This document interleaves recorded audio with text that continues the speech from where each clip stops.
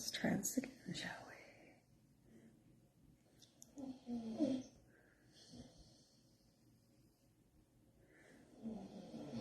Okay. And yeah.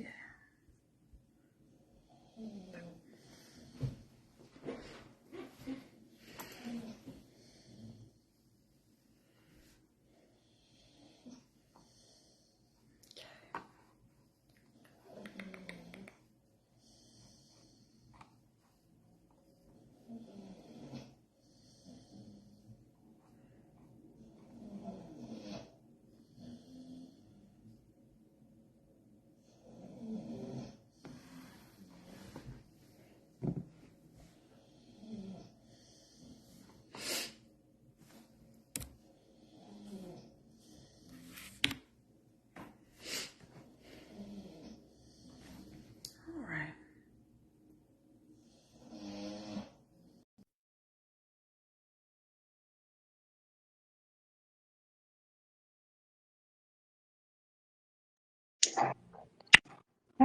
Yo. Welcome back. Been a minute. Literally. Yep. No, I hope everything's turned out. And Well, so what I went ahead and did was I went back to the actual event, and I sent Jonte a request for him to be a co-host of the actual event, and I was going to see if that maybe nice. changed anything. Good thinking. Now we just gotta wait for everybody else to get on.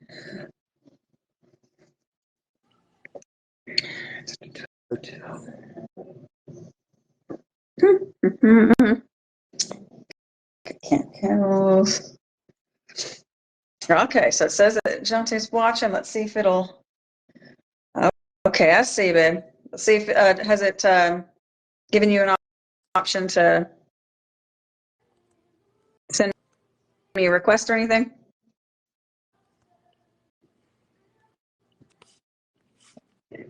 Okay, one second. Seeing if it's going to let me accept. I'll join your video with audio only. What is that? It's something about it being only. Let me try that again, shall we? So that we can read it out loud. So, if they accept, they'll join on video or audio only. Your audience is set to public, so anyone can watch the live broadcast. Okay, but every single time I say, hey, I want to add him, it says, you can't do it. Like, so it says set to video or audio only? Yes, but I think it purely depends on his settings. Like if he decides to accept with camera being an option. I can hear you. Yay! Okay. What's going on, man? What's happening, guys? That's 3 out of 4. That's 3 out of 4. Okay, let's see if it'll let me. Yes. I even made you a co-host, Jonte. What the heck?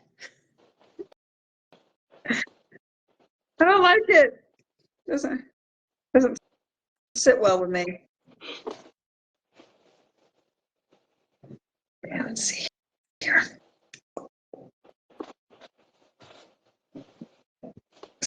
This is so strange. I've never had this happen where it literally won't let me. Okay, here, let's see here. So I just sent an invite of some nature. I don't know if that'll work, but we're about to find out. Is my camera set up all right? Oh yeah, no, we see and hear you loud and clear. All right, good. This thing is broken, so I just got my camera leaning. Oh. I don't know what happened to it. Can't have nothing nice. Sure. Nothing. For real, nice. right?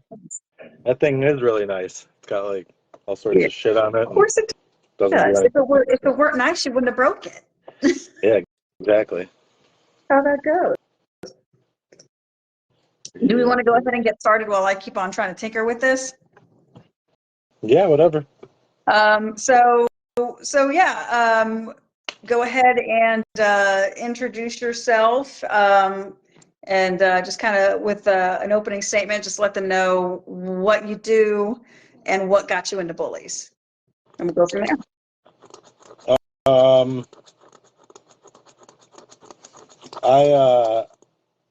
I've been messing with dogs for a long time, as far as training goes. Bullies, I got into, it's been like 10 years. And I kind of just decided I wanted one. And then, and, and then I ended up getting one. And then, the one I ended up getting, I actually bred to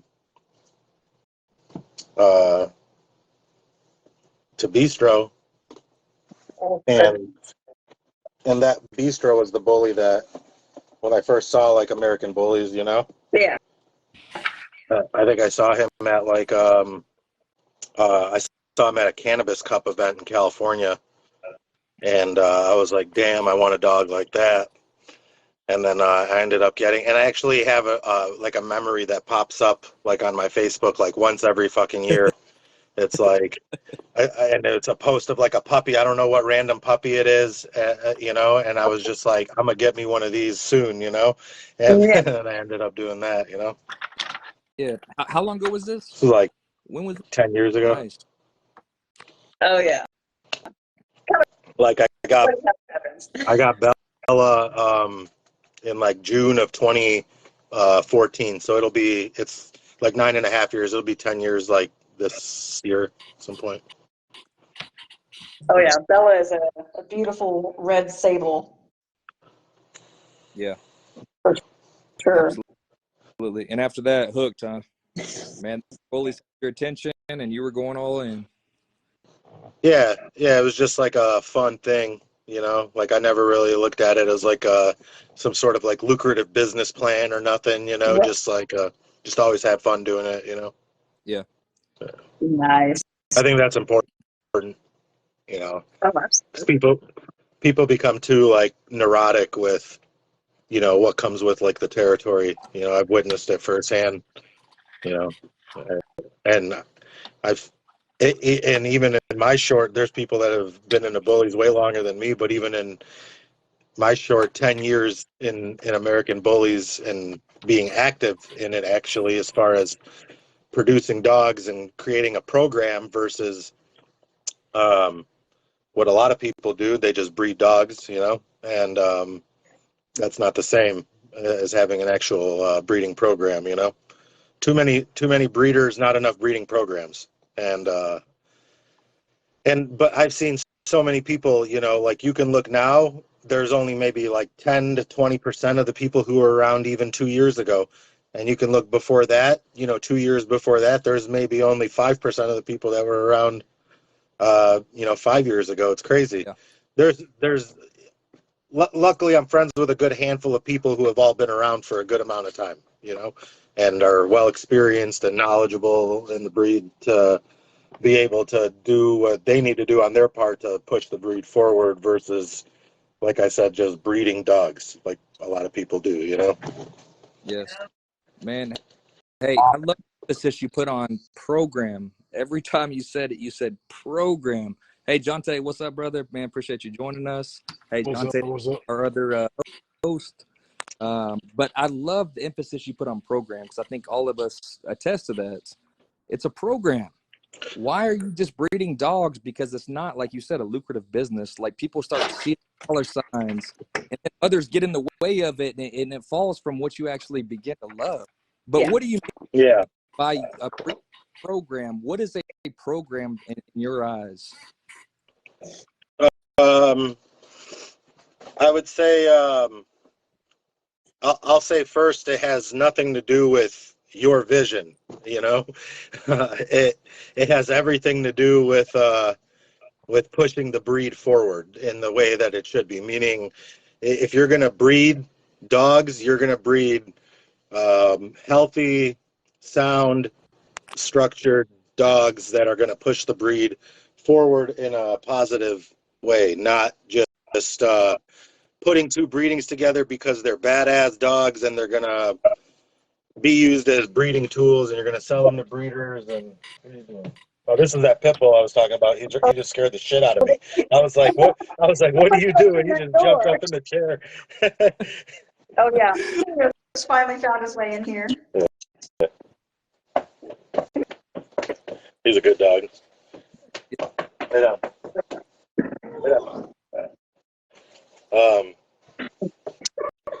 Yeah, that boy, oh yeah, that looks just like her, man. That's crazy. Yeah, it's just like him in the face. It's wild. Hey, can you hear me? Yep.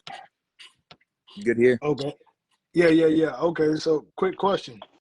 What will be your first step in the fact of you saying building the program, moving forward the breed, pushing it a little bit more to the picture that the standard that the written standard for this breed paints?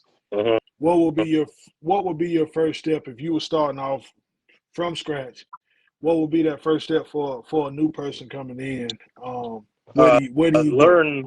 Learn first, because that's what I did for probably the first year and a half before I even got a bully. You know, I'd say 2014 is when I started in the bullies because I got an American bully, but you know, I probably was looking at him for a whole year before I actually got one. About a year, actually, yeah. And so I'd say learn first, go to shows. I remember going to dog shows. I didn't know a soul there. I just went to dog shows just to watch because I was like, I think I want to do this. You know, I don't know. I don't fucking know shit. And then I got a dog. You know, I would say, like, to anybody, start your program. If you're just looking to get into the breeding end of things, if you're not going to take the time to learn, which, let's be honest, 95% of people are not going to take the time to learn, at least understand that you want to start with a solid female, you know, in your breeding program, because that's what's going to be able to produce dogs for you. And then pick a stud, you know, based on what would complement that female, and not produce further flaws in the dogs, hopefully, in hopes of that. And that can happen, you know, from your first breeding. You know, people, especially nowadays, I think there's so many there's so many nice dogs out there now that you're almost an idiot if you buy a fucked up dog nowadays, you know, because there's so many options of nice dogs out there. You know, that's just the truth. There's definitely some good ones to choose from. So there's really, you're right. There's not a lot of excuses, but you got to be willing to actually, like, go out of your comfort zone sometimes, or your area in general, to find them. But you've got to be willing to do that for sure. I definitely agree. Yeah, I mean, area meaning like local, like where Yeah, you your are. locality, your actual physical location. I mean, Yeah, I went to this is Oklahoma the to get thing. dogs. Most Like, people are not going to be somewhere local where there's local badass dogs. They're not going to. You can't depend on the dogs in your area. It's plain and simple. You know, luckily I'm right in the Midwest where there's plenty of badass dogs. You know, if I wanted to shop around, I can go shop around. But you know, I think at this point in my breeding program, I don't really shop around. I produce enough generations without crosses that I can breed my own dogs, you know, for probably the next 5 to 10 years if I wanted to, you know. Not that I will. I'll probably outcross a couple times, but I have so many different ones, you know, that I'm able to do that if that's what I decide to do, you know. Yeah. Nice. Yeah. So being where you're at, which is, you said it was north of Chicago, like literally just shot down 35 will take you by a bunch of larger cities on your way down. So that's not too bad of a gig. I've actually never Yeah. been that far north. So, well, in the Midwest, I lived in Really? Boise for a while. Yeah, I lived in Yeah, I Boise think. for a hot second. So that's Oh, for okay. I used to have a business partner in Boise up until like 2015 or 16. So I used to go out there. It's pretty. Yeah. I definitely enjoyed it. Like city wise, No, we didn't but yeah, there was. go to the city. He was in like Nampa or something like that, I think. So Oh, yeah, bless y'all. yeah, Yeah. Oh yeah. yeah. Nampa is like one of those areas where I always used to call that the pitbull capital of Idaho, because it was just an overabundance of pitbull stock Oh shit. in Nampa. Yeah. Yeah, it was crazy. Uh, Nice. Hey, so oh yeah. you said that you can stay within your yard. I love that. So you've loosened the blood enough that you can stay within your yard 5 to 10 years. You've loosened it, tightening it enough. How many dogs do you have on your yard? Do you have multiple yards, or because this takes a huge program. Yeah. I don't necessarily have the amount of dogs that I had, like say even 2 or 3 years ago. But I still have enough. And with that said, when I said 5 to 10 years, I'll take that into the factor. Let's factor in the amount that I actually do breed. I don't pump out a litter once every 3 months. I'll do one a year, 2 a year at the most. Sometimes I'll even skip a year in between. Yeah. I won't do any. So it just depends. But I have enough co-owners. Yeah. Which is something that's been an up and down thing with unfortunately comes with the territory. Yeah, it can be your 50-50 shot. Yeah, I've definitely taken some hits from co-owners. Some were not even their fault. Sometimes shit just happens. Sometimes you get screwed over, So, but I've experienced it enough and to where it's dumbed down my co-owners like 25 to like 40% in like the last like 2 to 3 years, Yeah. And I've just kind of been slowly Whittling it down. Yeah, call, hey, you want the dog outright, or hey, that thing's a pet, like Yeah, whatever it's got to be, depending on the situation, oh, for sure, absolutely. Well, so the dog breeding in and of itself is not the only thing that you obviously do for the community. You also actually Yeah, it's called positive vibes yeah, dog training and rehabilitation. Is that perfect? yep. So how did you were you into the training of dogs before or after you started with bullies? Yeah, before, way before, I I started positive vibes in like 2009. And really, like, my dad used to train dogs for the army in Russia. Nice. And it is completely different type of training than like, what I do. And not, just to clarify what I do, like not to be confused with, your basic dog training. When people hear dog training, they automatically go to the assumption that we're talking about obedience training. Your sit, stay, heel type of training, which is actually using human psychology, as opposed to what I did was took years of my time to study dog psychology and the way that the dog's brain functions and the proper form of communication with that. So it's often confused when people are just like, you're like, oh, hit him up, he trains dogs, and people will hit me up for like your sit, stay, heel stuff, and I'm just like, no thanks. Most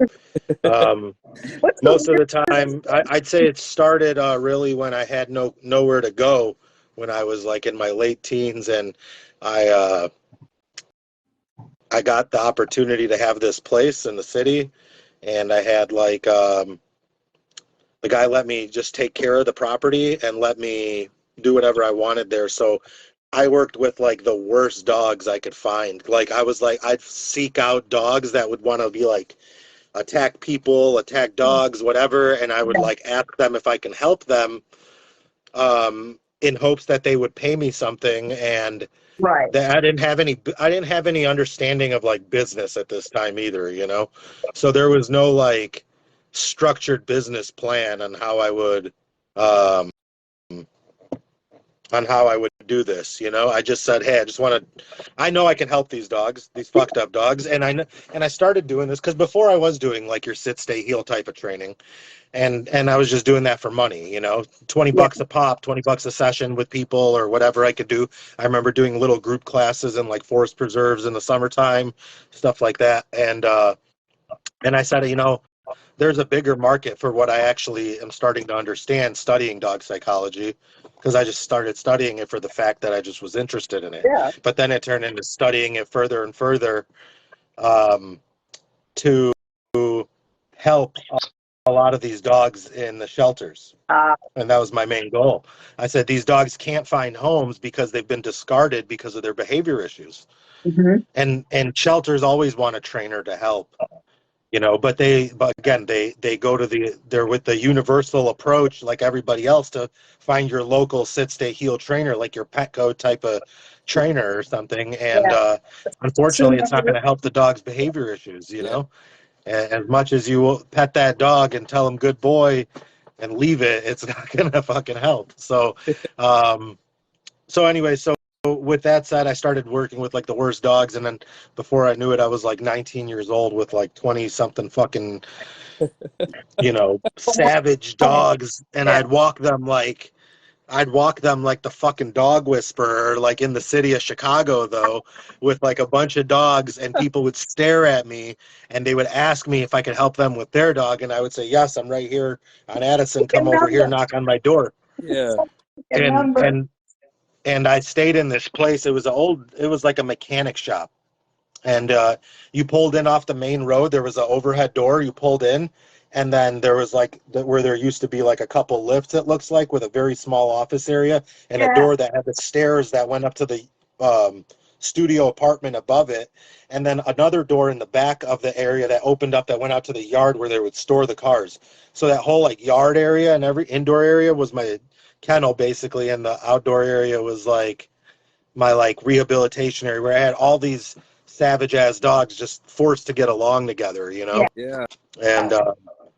And it was whatever. I had insecure dogs, fearful dogs, I had overexcited and anxious dogs, I had human aggressive dogs, whatever we had to do to get it done, you know. I started there. This guy, come over here, motherfucker, wake up. That's the command in English. Come here, motherfucker. This is Roscoe. I rescued him from a dog fighting ring in like 2013. Wow. And he's helped me rehabilitate over 150 dogs. Nice. That was 150 dogs was when I retired him in like 2020. So he still helps me with dogs. So he's helped me with more than 150, and he's helped me with some that I don't count. That's recorded, you know. Yeah. So, hey, wow. Hey, make sure I heard this correct though. You said at 19, you were living there. Yeah. You were living in an old mechanic shop, just you and. Yeah, me and 20 dogs. Wow. You had a lot of roommates. I mean, if I was eating hot dogs, like mac and cheese and hot dogs, that means I was doing good, you know. Man, talk about coming up. Yeah, for you to start like that, and for what really interests me about you is it's not just rehabilitation. That's literally the name of your program. Like, that's amazing. Yeah, because the main focus is behavior modification. It's not dog training, you know? Yeah, because that's the thing is a lot of people, they mistake behavior as like a non-issue. They think that it's not like that their dog's actions are not behavioral in origin, and that can obviously that leads them in the wrong direction. There's very basic psychology to this, and because people won't take the simple time to just understand the proper formula for a well-balanced dog, they won't have a well-balanced dog. They'll still have issues in some department one way or another. People say, my dog's good 90% of the time, but he doesn't like male dogs or something like that. You know, well, that's a problem. You know, then you don't have a well-balanced dog. Then you're not the pack leader. You know, then I could say multiple things about, but I don't do that, you know, to insult anybody. Yeah. But there's there's so much. Let's just say there's so much that people just don't understand. You know. Oh, I believe it. I believe it. Now, for as far as you accept it, when you go through the process of accepting clients, or because in a way, is it like almost like an interviewing process where you are assessing not just the dog but the owner to decide Yeah. whether or not they're going to be a good client for you in a general sense or for your program? 100%. Yeah, two things I don't like to do, and that's waste my time and waste people's hard-earned money. You know, Yeah. so I always do a consultation, which I charge for, and it's always a consultation, which is a one-on-one with the human. So I get their side of the story, and then I do an evaluation with the dog, and I get the dog's side of the story, There you go. and it's often very different, you know, and then the first training session is actually included in that too. So Yeah. I always ask that there's at least, 2 hours of time available for the first initial consultation or evaluation. And I do those. I have plenty of phone and video clients, from all over the country that I work with. So it's not something, a lot of what we focus on is more verbal than physical. Once you can understand, like I said, once you can understand the basic psychology and the principles involved in it, you can apply it very easily towards your dog or any dog for that matter.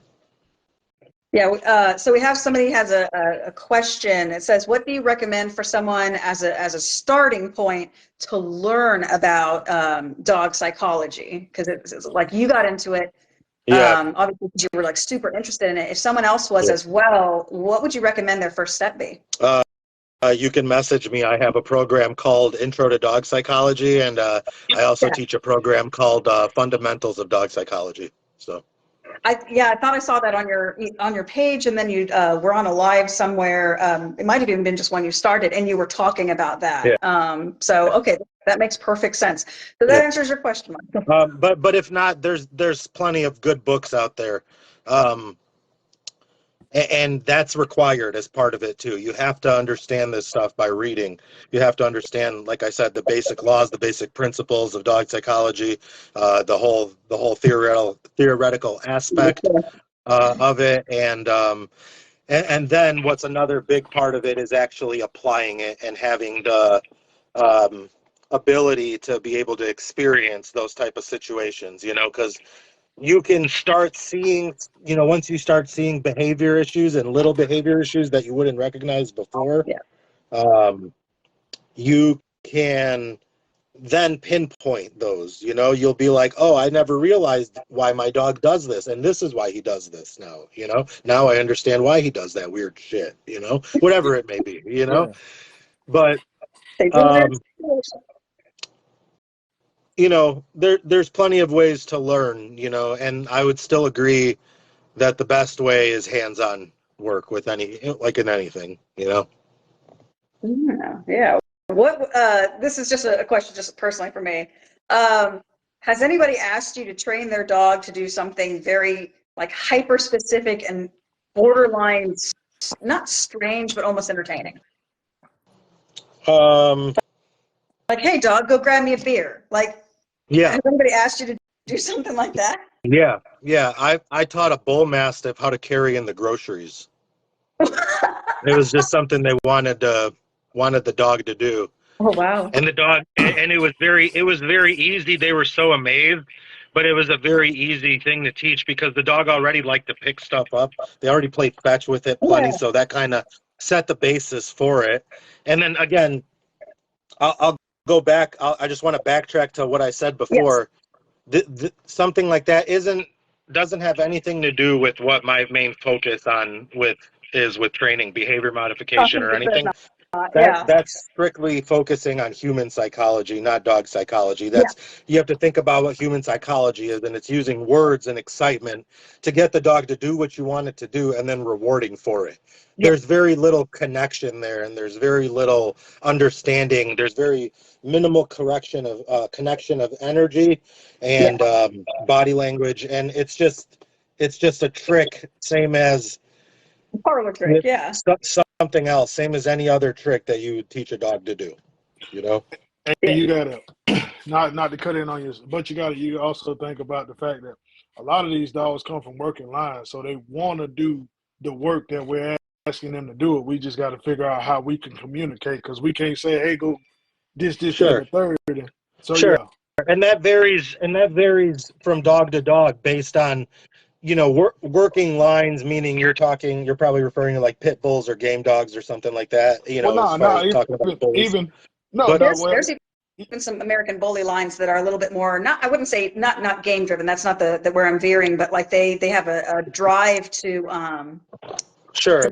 So like they this need is to be what I busy. do to make it easy for me, to never get into my own head and understand. And I've had this argument with plenty of breeders over my time. Trust me. Your dog's behavior is 90% environmental, not genetic. As much as you don't want to believe it as a breeder, especially as some of these seasoned breeders don't want to believe it, it's 90% environmental. Of course, genetics are going to have a play into it. And Yeah. like you said, some of them are more drivey, that could be the genetics. And that could also change from breed to breed. I've worked with cattle dogs that were lazy as fuck, that didn't want to do shit, yeah. Well, and I've what I worked with was, bulldogs Pretty that would never brown. sit the fuck down for a minute of the day. I've worked with bulldogs where I had to drain their energy. I had to hop on a four-wheeler and go, so they would chase me, and get tired that way. So I got one. yeah. But no, when I was saying like working line, like with the Mastiff, the Mastiff was built to be, he was used to be a cart dog, he was used to be a guard dog, so on and so forth. So basically, like, I mean, which we don't really use them a lot for that, but Sure, it's given him a job. It's given him a yeah. job to do. Let me tell you something though. Every dog can have that. Every dog should have a job, and that job should really be based on that specific dog's tolerance. I'll put it that way, tolerance. Because some people, you see it all the time where people overwork, especially in bullies. People overwork them. Shit, some of them don't even have to be overworked. They could just be outside for 10 minutes and they fucking croak, Yeah. Oh, God, that's devastating. So it's very important to condition dogs. Same with people. It's the same thing with people. It's basic physiology, in dogs and in basic physiology in people, although being different. You have to work up to that point. Same thing if you were weightlifting. You have to work up to points. Everybody has a different exercise tolerance. You know what I mean? Same in dogs. Everyone has a different tolerance. So it's based on that dog. If I see that dog is winded after 10 minutes of walking at a fast pace on the leash, I'm going to slow it down a little bit, and I'm going to see how long it takes for him, To recover. I'll give you an example of tolerance versus drive, or versus what most people would call drive, and let's call it energy, because that's how I look at it as, right? Yeah. So if a client brings me a dog to my house and they say that the dog, he's not good with other dogs, he snaps at other dogs, right? When he sees dogs walking across the street, he barks at them and tries to lunge, right? And then if I ever get close to a dog, they get face to face and then they snap at each other. And that's what happens every single time with that dog, right? The only way to actually assess if he's bad with other dogs is to put him around other dogs. Yeah. Right? I don't recommend anybody trying this unless you're experienced in it, obviously. But the first thing that I would do when that dog would come to me is I would, what the heck is this? I'm getting messages. It's not me, Okay. I promise. Somebody, I don't know. So the first thing I would do is I would drain energy, because that's where it really starts, right? I would assume that dog has way too much pent up energy, and that energy level needs to come way down before we could even start training. Yeah. It's always dog psychology first and then dog training after, right? The dog has to be in the right state of mind before you start training. Agreed? So before you could start, hey, sit, whatever people want to yell at the dog, it's not going to listen anyways. You could say it 10 times, and it might listen, after the 8th time. But what I'm going to do first is I'm going to drain energy first. And then I'll start, and when I say drain energy, again, this is where tolerance comes into place, right? From that drive. I'll go on a bike, a walk, a skateboard, a run, rollerblades, whatever, and I'll let the dog, and we'll just go. We'll just go. That dog needs to fucking run for miles until it can't anymore, Right. until it's behind me instead of in front of me, right? Mhm. Yeah. And then at that point, I'll let it get a little bit of water, rest up for a minute or two in the shade or something, you know, and then I'll bring it into my yard, where at that point I'll put out, before I bring it into the yard, I'll pick out a certain amount of dogs, maybe 5 or 6 or something, that are, so to say, well-balanced dogs. I'll say a more dominant dog that can't really hurt that one, Yeah. and that one can't hurt either. And then a couple well-balanced dogs that I think the dog would never really squabble with, you know? Yeah. And then I'll bring the dog into the yard. And at that point, the dog, his energy is so drained physically and psychologically that he's just too damn tired to fight 90% of the time. Yeah. You know, and they get to know each other like that. And all I do is, and I don't do this through the fence stuff that people do and everything.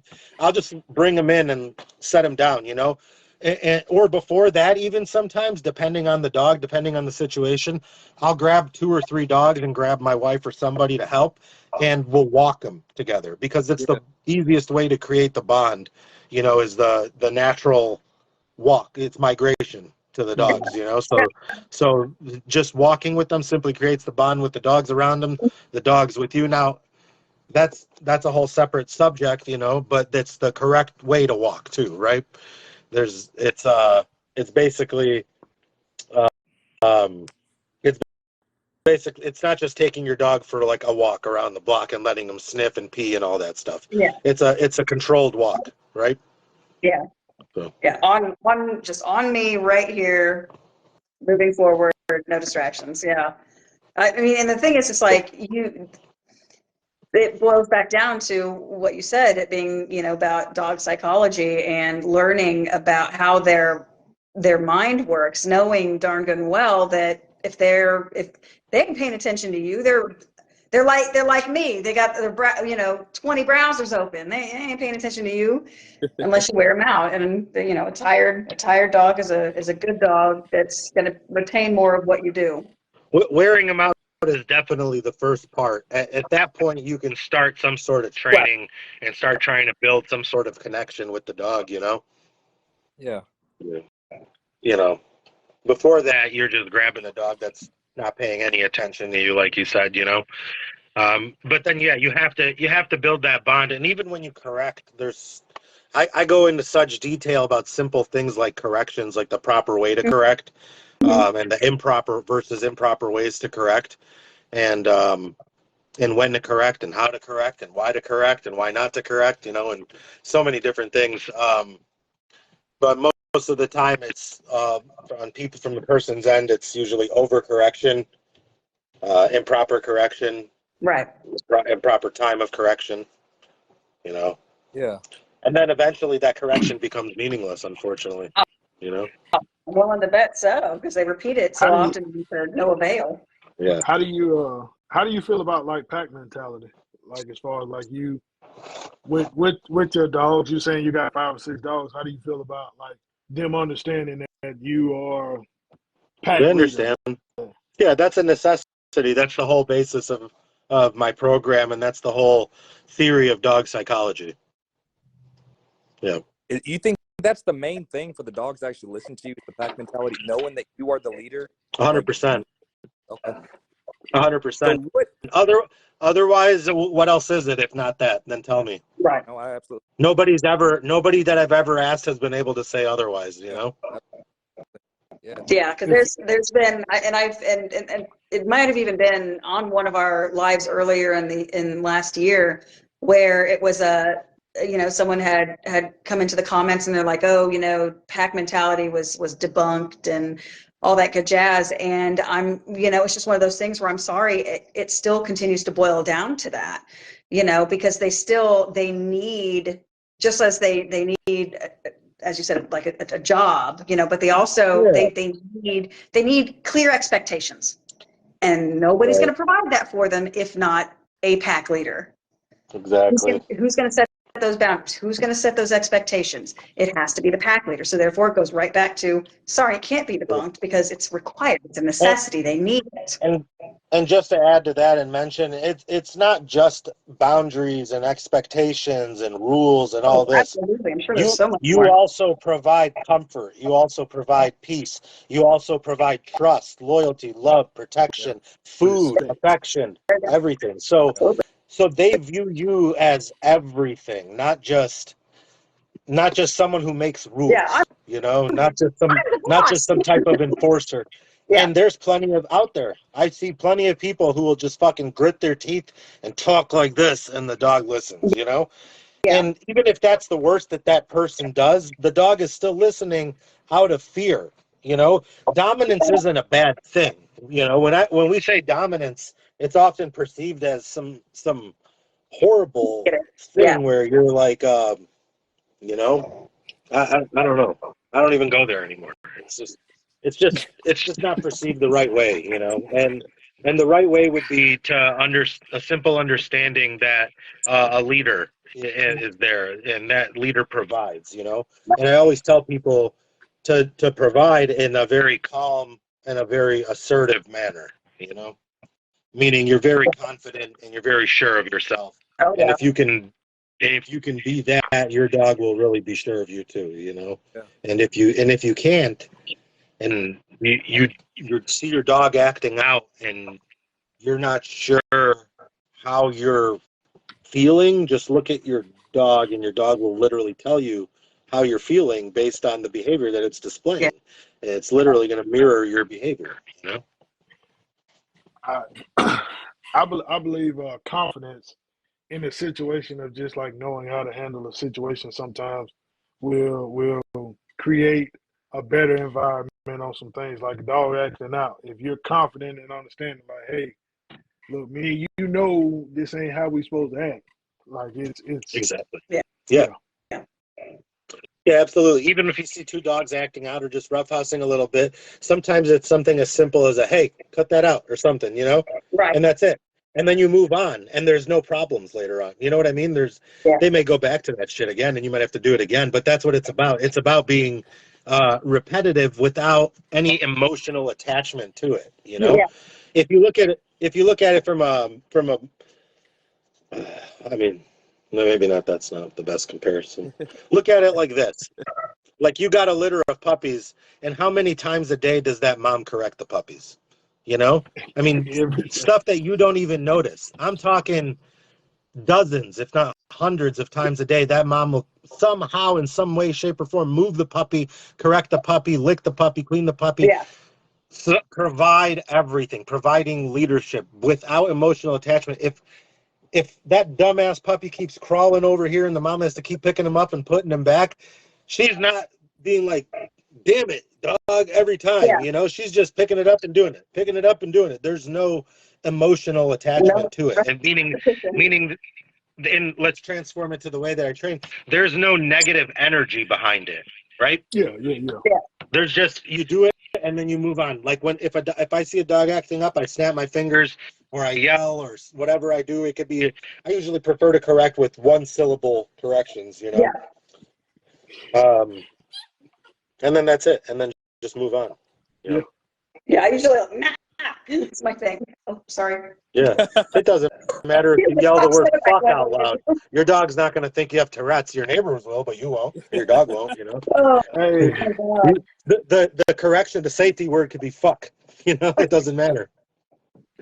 Well, like I know that like and consistency is one of those things that I know that can be really, really difficult when there's more than one person in the household that manages the dogs. And so for my household, you can totally tell there's a massive difference when Matt is trying to get the dogs to go outside. He's like, come on, let's go out. And they just kind of look at each other like, I kind of don't feel like it.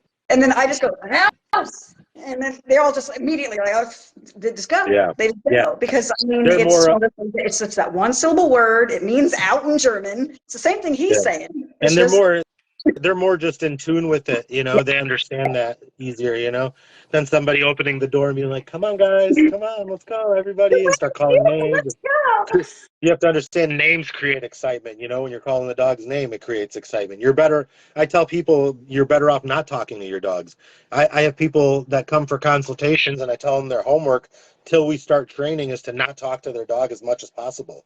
That's their homework. I mean, it's simple as that. Yeah. I would fail at that utterly because I have in the morning time. Part of my routine is while I'm preparing their food and everything before going to work. I'm just talking to them. Like I'm talking out loud. I'm not talking Why do you like feed I'm not looking at them and be like, okay, buddy, let's talk about this. Stop. But, Why do you feed your dogs in the morning? Why do you feed your dogs in the morning?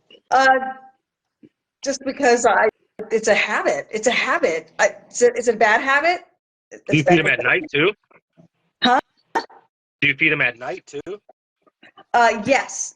I don't do one solid feeding just because I'm afraid of things like bloat. I just don't like them having just one large meal.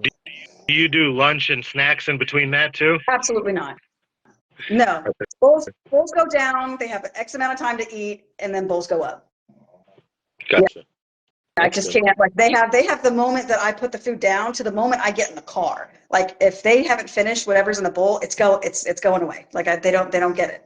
That's a good aspect. So, yeah, that's what I do too. But in the evening, not in the morning. Yeah. I just but yeah, I do it in those time frames just because it's. I think it's just more consistent and efficient if I do it than Matt because he's got his own routine and it's later in the morning. And so then you're getting those meals awfully close. And I just try not feeding your dogs in the morning for 2 weeks and change nothing else. Change nothing else and see the behavior change that happens. Really? Should I? So yeah, I'm serious. Just do nothing else except just feed them in the evening time after some adequate work throughout the day. You know? Yeah. Okay. You recommend I can definitely try that. One feed. What'd you say, Caleb? You're recommending 1 feed a day at night? Yeah. Why is that? Because I can tell that there was something behind it. Everything I teach is from a really natural point of view. Yeah. I.e. the way the dogs would do it in the wild, you know? Yeah. A dog requires basic formula, like I said, to be a well-balanced dog. And, you know, you see the formula in so many different words and verbiages and all over the place. And she said a tired dog is a good dog. And we already talked about, boundaries and rules and stuff like that, which would be considered some sort of discipline, right? And then now we're talking about food, which would be considered affection. Yeah. And basically, if you break down the dog formula in 3, it would be exercise, it would be discipline, and it would be affection. In the exercise category, we talked about there's psychological and there's physical energy that needs to be drained. Yeah. In the discipline category, we can break it down like this. There's rules, there's boundaries, there's limits that need to be tended to every single day. That's pack mentality, that's pack order, right? And then in the last sense, is your petting, your playing, your food, your treats, everything like that. And that would be considered affection. So let's call it like this: exercise, discipline, and affection. Yeah. And it has to go in that order. And it has to go in that order every single day of their life. Let's transfer it to what it's like in the wild, right? A dog wakes up in the morning. The first thing he doesn't do is eat breakfast. The first thing it does is it wakes everybody else up, and they get up and they start fucking walking, right? They migrate. That's exercise. That's draining physical energy, and that's draining psychological energy all at the same time. After miles and miles and miles of walking, maybe they'll stop and get some water. Maybe they'll take a rest. Maybe not. But they'll keep walking and they'll keep working, and there's pack order throughout all that until they can hunt or until they catch their food, right? Yeah. They don't wake up and the steak ain't laying there in front of them. Yeah. They have to get up. They have to get up and they have to work for it. And again, I say this has to be exercise, discipline, affection every day, because wolves have to do this every single day. They don't say like, yo, we've had bad luck for 3 days, fuck going hunting today. Yeah. You know, no, they get up and they go and work, right? There's never no stopping the shit. The grind doesn't stop.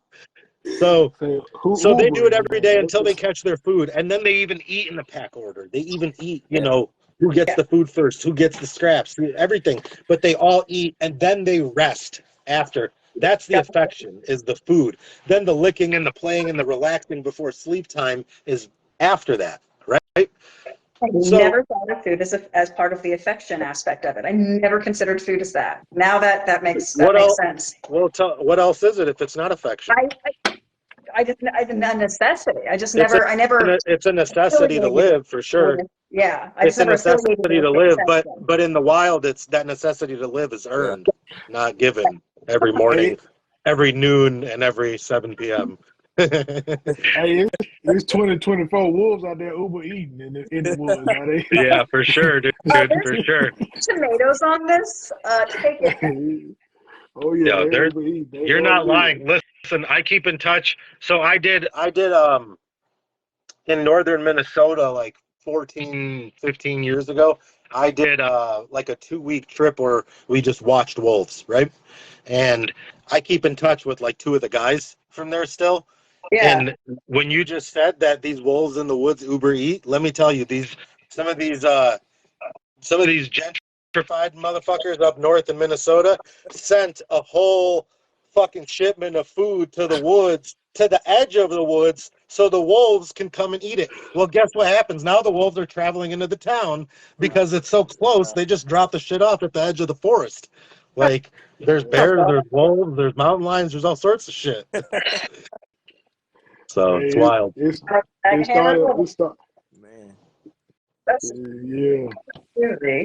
We've had in the realm of feeding, there's a couple questions in the comments. One being, do you support the notion of fasting, like at any interval, and what does that entail? Yeah, I fast once a week. Nothing specific, just usually I pick a day. It's mostly on Sundays because that's like, I don't know. I think it's because that's a very renowned like type of day like that. Maybe because it's a family day. Maybe because it's a rest day. Maybe because my wife makes lasagna. I don't fucking know. You know. So you get to eat. You get to eat your lasagna. I see how you do it. It's okay. But I also fast myself from. I don't feed these motherfuckers breakfast, lunch, and dinner. But I don't fast. I fast myself after dinner time till morning time. You know. I mean, shit. Yeah, I think so what's really strange, and I don't know if this is a normal behavior, you'd obviously know better than I would. My dogs naturally don't touch their food and it's almost always on Sundays. I don't know why, but they literally, I could set it down like I always do, and they'll just sit there and they'll look at it. They may come over, nose it, and then they'll walk away. And obviously, since I have it on hey, you got X amount of time to finish this up before I remove it. Once that time goes, I remove it, and they never go back to look for it. So it's not like oh damn, I was gonna wait. You know, so ask yourself this question: now that there's an understanding that they shouldn't eat in the morning, right? When is the most times that you've seen them not eat their food? Is it mostly in the morning? Honestly, yeah, they're 10 times more likely to not finish their food in the morning than they are at night. That is true. Yeah. Yeah. And if you understand why, it's most likely because they don't feel like they've earned it yet. You hear that? They're used to eating it, so they'll pick at it or try it a little bit because it's there and they love food. So of course they're going to try to eat it. But if they're not full, if they haven't worked and earned it, this is the thing, dude. We're all fucking gluttons. Right? It's just a bunch of gluttons, like all people in general, you know? And we'll eat, we're addicted, we're addicts. We eat every few hours. Not most people I know would be able to fast 2 or 3 days if they had to, you know? Yeah. And whereas in dogs have no problem. If you don't feed them motherfuckers for 2 or 3 days, they're totally fine. You know?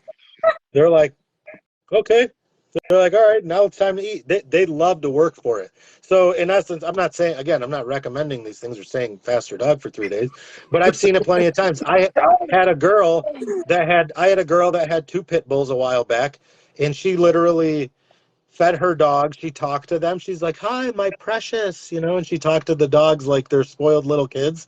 And she fed their dogs all day long, left the food out all day. The dogs barely even touched it. She doesn't understand that they don't want it. It's just out, but she'll still change it every like 6 hours. Fresh food, no matter what. Probably wasted so much money in food. And when I told her to start feeding her dogs once a day after vigorous exercise, after crate training, which they never had before in their life, after leaf training, which they never had before in their life, after all this stuff, they didn't eat for like 8 days, but by choice. It wasn't exactly in protest. It was just. So this is the thing. It's not in these dogs' nature to kill themselves in the form of starvation. Yeah. They eat when they rest. It is in their nature to survive, right? Yeah. But these dogs were fed food every day. They were given a bowl of food at like 6 p.m. Right? She would eat dinner. She still humanized the fuck out of them. She'd sit down and eat dinner, and she'd put the bowl right next to her on the floor. Yeah. So I didn't say shit. But the dogs didn't eat for like a week. They just sat there. And I bet then that just sent her into an absolute terror, like a she frenzy. was now, I need to take him to the vet. They're and she's dying. exactly like that. So you have to imagine why I was there in the first place. The dogs had horrible anxiety. They had horrible separation anxiety from her. They had they were very overexcited. You walk in the door, they jump up to fucking nose bump you to fucking say hi. Which is very dangerous to kids. Yeah. This dog knocked the neighbor's kid over and gave him a bloody nose. So that's when I was called. Another one took off and ran down the street. They had no discipline, no structure, nothing whatsoever. Yeah. No structure, no boundaries. Yeah. Dang. Yeah. So we created strict rules. We stuck to those. We created the food schedule. They didn't eat because they didn't feel like they earned it. After that, they started eating at 6 p.m. They've been eating at 6 p.m. 6 days a week ever since. Yeah. Dang. Okay. So that makes sense. I think I'm gonna try that and see how it goes. I bet it goes. Watch how if you fast them first, if you fast them for a day, like say you already fed them today, fast them tomorrow. And I don't know how much you work with your dogs. I don't know if you take your dog outside one at a time to work with them and see how that dog's, connection is developing and stuff like that. But if you did do that, and then you fasted for a day, and then that following day, that dog is so much more dialed in and on point. And you see a bunch of these influencers and TikTokers and Dana White and everybody now talking about fasting, and fasting is great, and the 72-hour fast and the 96-hour fast and all sorts of shit, and how their cognitive ability enhances and they're in fucking ketosis and they get so dialed in and everything. I'm assuming the same thing happens with dogs. I don't study it. I haven't seen any studies on it, but I'm assuming the same thing happens with dogs because they're so much more fucking attentive and in tune with you the day after you fast them. They're waiting for that fucking meal, they're working hard for it. So if you choose to, that's your best time for training. Take that fucking dog outside and work with whatever you want to work with, and feed at the end of the day when every day even, work with them throughout the day and then feed. It's a fucking reward. You can't lose. It works both ways. It's great for you. It's great for the dog. The dog gets the training, the reward, everything. Well, yeah, and so I noticed that. Mary Scribner, I got my Adonis from her, and she taught me something this last year that I never even considered. And just like you said, the whole don't feed them in the morning, because I obviously have been rather in present tense in the past. I actually was dumb enough I would feed them in the morning before a show.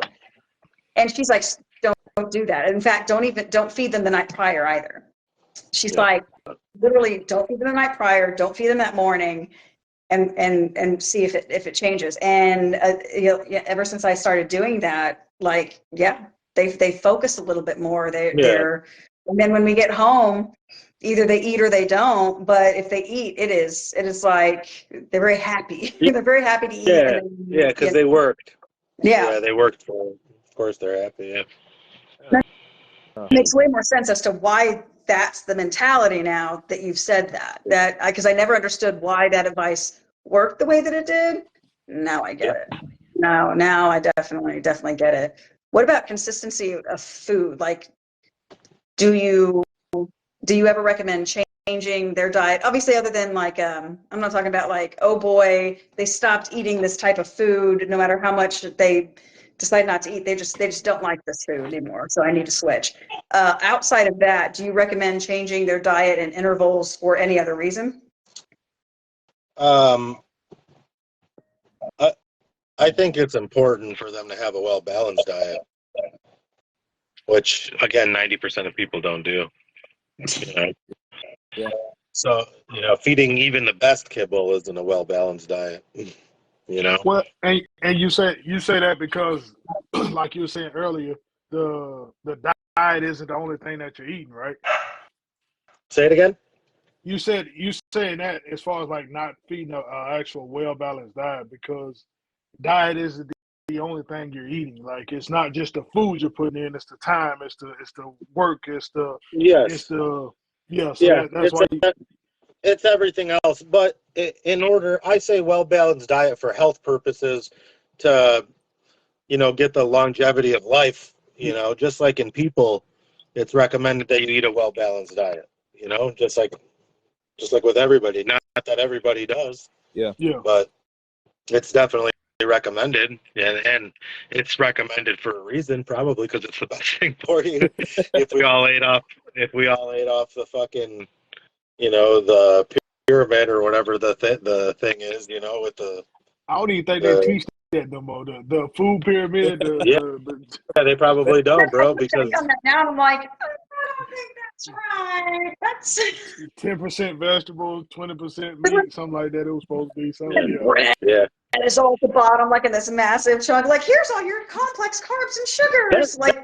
That was actually, as far as as very like contradicting as it is nowadays, everyone says eat way more protein than carbs. I still agree with that pyramid that the carbs you need more because that's a well-balanced diet. That's 60% carbs, 25% protein, and 15% fat. Yeah. Yeah, I mean, if you're active enough, then absolutely. I mean, you need it. Yeah, especially for people that train or anything, especially for people that do any sort of.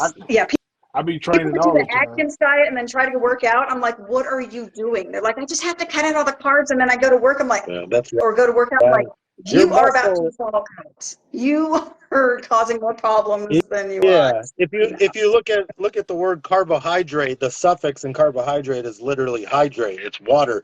Your muscle is comprised of 72% water, not protein. Yeah. So that doesn't mean we drink a bunch of water to get bigger muscles. That's not the case. We'll just pee it all out. Giant jugs or those giant Stanley mugs that everyone's you see everybody doing that. You'll pee it all out, Yeah, but you got to have electrolytes in it, and even better, you got to have the proper salt content. 99% of people have a salt retention problem they don't know about, and if you can have the proper salt combination with electrolytes, then it opens up your cells, allows your cells to be able to retain all the electrolytes that you normally would be sweating out or peeing out from drinking a bunch of water. Same with dogs. Yeah. Same thing. As far as the diet and everything, people with dogs, it's all the same. I was looking for my Pedialyte pack, but it's gone. Gotta have it. I'm looking through. I'm trying to find like questions. I feel like I've been running my mouth too much to like actually see when people are asking questions. Yeah, I'm sorry. I haven't really been looking at the comments. I just kind of. I'm the worst at like I'll see them, but I'm not actually like always reading them. He was kind of answering some throughout as they were coming. Yeah, I noticed that. I really appreciate that about you because I was like, oh no, I don't. I feel weak. Dun, dun, dun, dun, dun, dun. Adam was saying that he changes veggies every other day, change protein at least 2 times a week. How, is that? Do you have any thoughts on that particular rotation? Yeah, like I said, I guess I should have, kind of went in on it more. But I think it's good to change shit up. Feeding the same thing over and over and over. The minute you feed something different, their stomach is you're fucking up their gut, and they're pooping all over the place, and it's diarrhea, and it's not good for anybody, you or the dog. To give a mix, I don't think my dogs have like poop problems ever because they eat so much shit. Like we'll do one day There's we'll like do chopped up squash. You're like, fuck it. squash, Some of it chicken, potatoes. The kids Yeah. like, I'm done with their plate. We're not throwing that away. That's either chicken scraps or dog scraps or something. Yeah. You know what I mean? When I grew up, like my dad, the dogs, we didn't even have dog food. He cooked for the dogs, and if he didn't cook some sort of big type of meat for the dogs, they got whatever we ate. Yeah, Like whatever we didn't eat, leftovers, like that's what the dogs ate. That was it. It wasn't even a lot of food, but these dogs were healthy as fuck. Yeah. They ate everything. Like they ate my this like hot grandparents. Russian mustard. Like you couldn't put it in your mouth. You ever tried hot Russian mustard? You can't even put it in your mouth. These No, I fucking ain't dogs crazy. licked it I all want to up. live, man. Yeah. Yeah. We don't do that hot sauce challenge thing here. Well, because I remember like my grandparents, they bred golden retrievers. And we're not talking about those cute little dainty English ones with the long, pretty fur. I'm talking about the gunners, like the ones that have the waved, shorter length fur that are built like bears. They're not dainty. No, those are like the working lines. Yeah, they 100%, and that's what my grandpa used them for. He hunted, Right. so they were his gun dogs, and like they ate old Roy as their kibble, but every single time when we would get done with dinner, he would go through like all the plates and just be like, yes, no, and then he would take it out to them. Yeah. And it was just one of those things. Those dogs lived so damn long. Like never in my life. I've just I had some that lived that I seen live old too, like some of the rescue dogs from back in the day. Eventually, when after that whole episode part of my life, I found all those dogs homes eventually, and some of them fucking lived to be old as hell, and they ate whatever, because at that point I was taking food donations from rescues and whatever I could to try to just feed them anything, and I was mixing it all. I'd get a bag of this, just throw it in the mix it up. A bag of this, throw it in, whatever canned foods we had donated. It didn't fucking matter. It didn't matter. I was damn near fucking homeless myself. Yeah.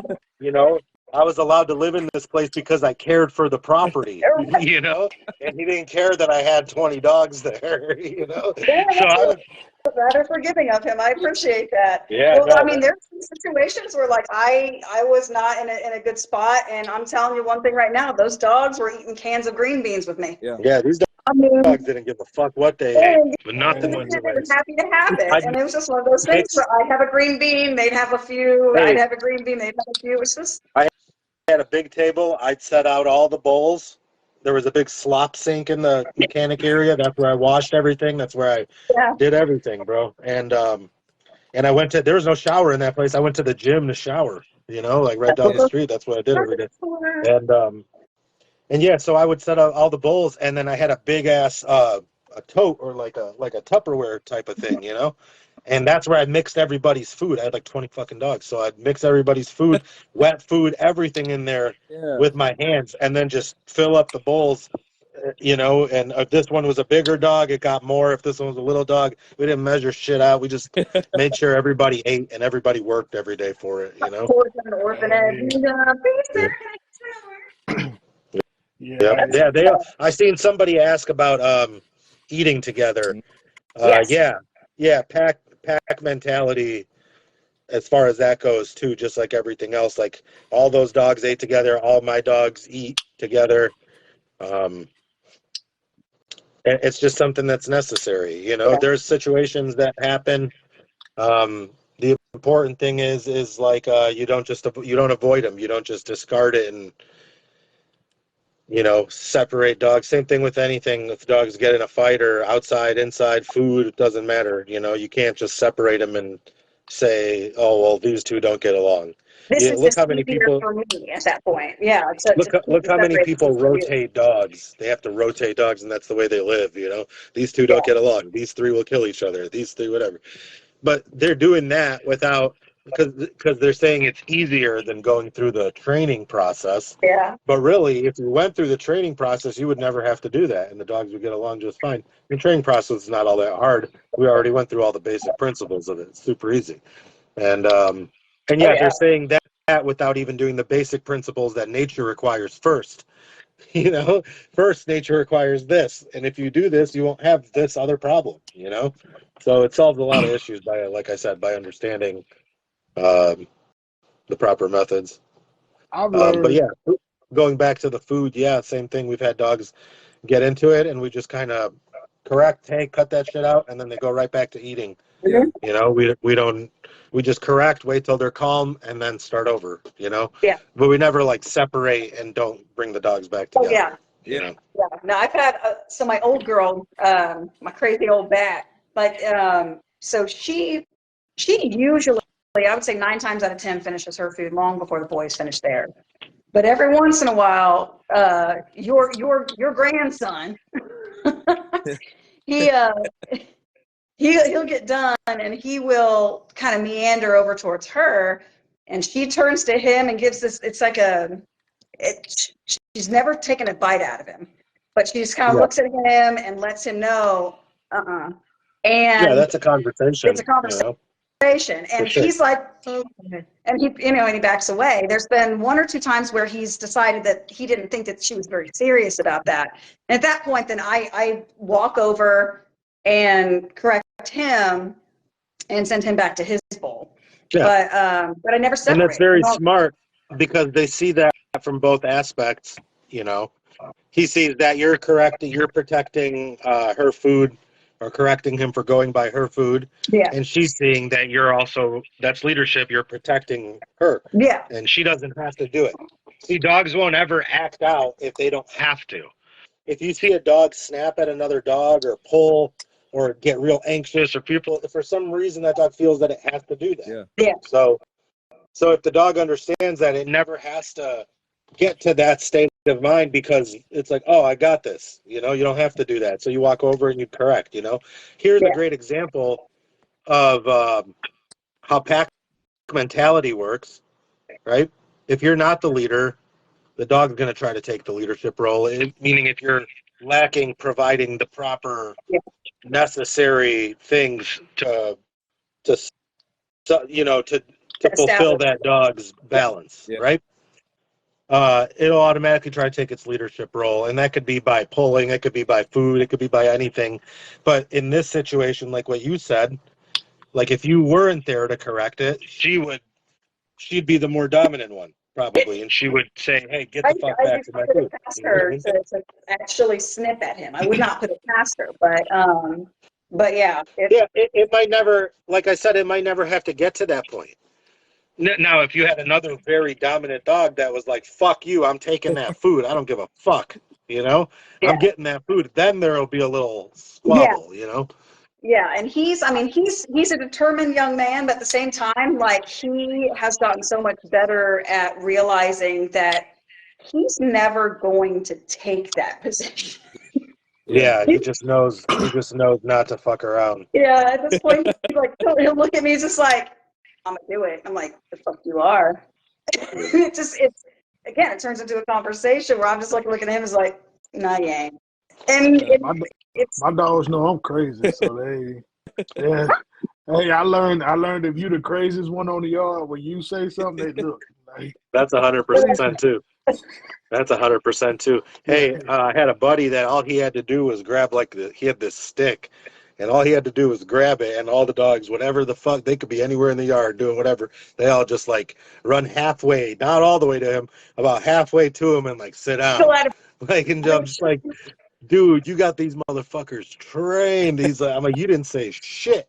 All you did was he picked up and it makes a noise. It was like a bamboo stick or something. He picked it up and just be like, yeah. and everybody's like, fuck. First they like crunch down, and then they run over there, and they're like, what's up, man? Well, and I know that there was, I went to a protection work class not too long ago. It was in December, and super experienced group, really, really, really, really good at what they do. And one of the tools that they used, almost in a way to build confidence in a dog, was a bamboo stick that was filled, or it was like either split bamboo. So when you shook it, they would, hit each other. But yeah, it was very interesting. So maybe that's some like a tool that's kind of has a similar effect where it's that's more for touch and see the way dogs do things. This is going probably too much in depth, but the way dogs do things is they create associations with things, right? No matter what it is, they create some sort of association with it, whether it's a positive one or a negative one, right?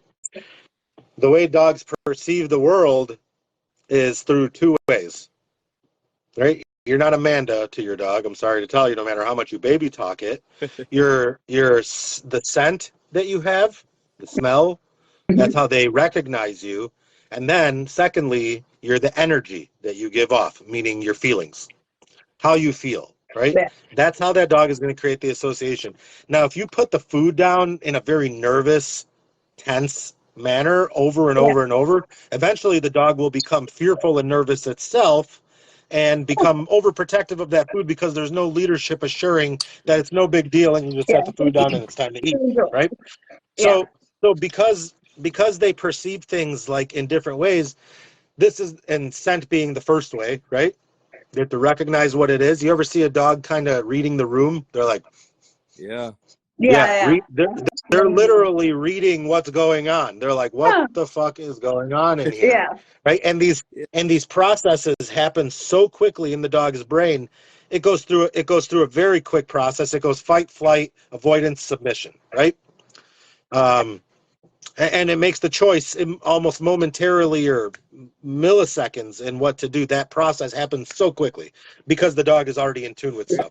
Or if the dog is unsure, it might take a second or two, read what's going on, and then proceed. And that's how the dog creates an association with something, right? So with that said, understanding that nose comes first, eyes come second, and ears come third. And it's like that from the day these dogs are born. Anybody who's had a litter of puppies has experienced this. They smell first, they don't see for 2 weeks, and they don't hear for, their ears don't pop for like 21 days or something. So that's the way it works in nature with dogs. Nose, eyes, ears, in that order. That's how they perceive things. So if you see dogs acting out because of, let's say like a bamboo stick or however that training method is, that's just condition the dog's brain to be okay with the touch, the physical part of it, and the sound that it's making at the same time. And it's creating the association that it's not a bad thing. And you're right. You're essentially right. It is for confidence, but it's also to create the association that it doesn't matter if you're protecting, that it doesn't matter if someone's grabbing you, touching you, hitting you with something, it doesn't matter. Right. It becomes a non-effective thing to the dog. It's just conditioned to be okay with it. That's what I was reading. Like, that's what I was reading from that whole like situation and watching it go down. I was like, okay, so they're just imagine all the trainers that train for security or protection work in the world that do that have no understanding of why they're doing it. Yeah. Oh, and they explained it that, like, literally the way that you broke it down just now, that's how they explained it to me. That's good. That's a good thing. That's why I said, they knew what they were doing. And it was just one of those things where, that's how they broke it down. Every time they were showing a different technique, when they were talking to their clients about control, they were saying, listen, you are scared. You need to regain your composure, because at this point it's going right down the lead.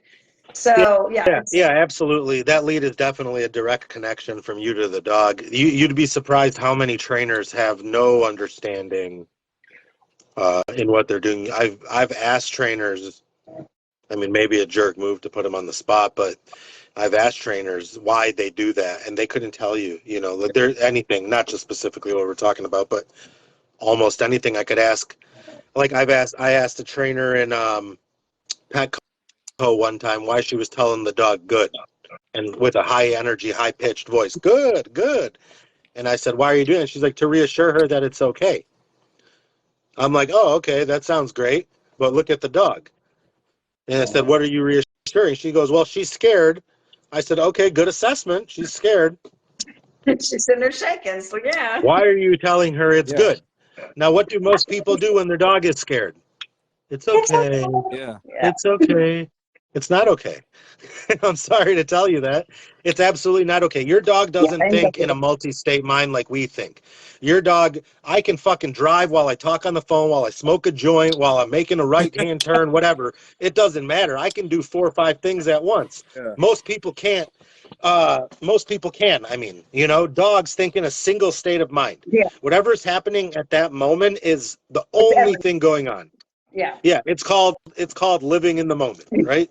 All dogs do it. So if your dog is in a fearful state of mind, or in an anxious state of mind, or in a negative state of mind, and you're saying it's okay, I'll bet you any amount of money your dog doesn't know it's going to be okay in 10 minutes. It has no idea it's going to be okay right after this is exercise or this situation is over.